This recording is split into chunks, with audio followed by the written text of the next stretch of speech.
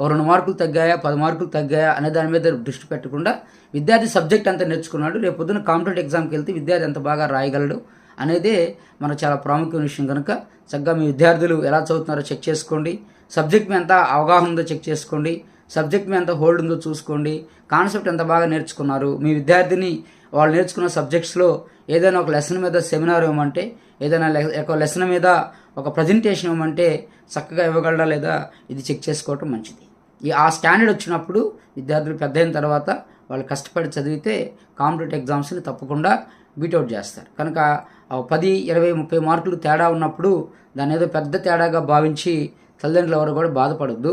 ఎందుకంటే కొంతమంది పేరెంట్స్ తక్కువ ఒక 2 మార్కులు 3 మార్కులు 10 మార్కులు తగ్గినా కూడా వాళ్ళు ఏదో పాపం చేసినట్లు, ఏదో భయంకరం క్రైమ్ చేసినట్లు, ఎలాగ ముఖం చూపించుకోవాలని మాట్లాడే పేరెంట్స్ ఉన్నారు. వాళ్ళ బాధే కానీ వారిని చూస్తే నాకు అనిపిస్తుంది, అరే పాపం వీడికి ఎడ్యుకేషన్ మీద ఇంకొంచెం అవగాహన పెరిగితే బాగుండు అనే ఆలోచనతో నేను ఈ వీడియో చేస్తున్నాను.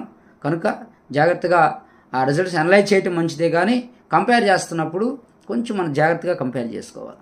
500 మార్కులకి 400 మార్కులకి మధ్య వ్యత్యాసం ఉన్న విద్యార్థులు తప్పకుండా వారి మధ్య అకాడమికల్ డిఫరెన్సెస్ ఉన్నట్లు, 500కి 570 వచ్చిన మార్కులు వచ్చిన విద్యార్థుల మధ్య కూడా అకాడమికల్ డిఫరెన్సెస్ ఉన్నట్లే, కానీ 90%, 95% వచ్చిన విద్యార్థుల మధ్య అయితే ఎక్కువ డిఫరెన్స్ ఉంటుందని అనుకోవట్లేదు.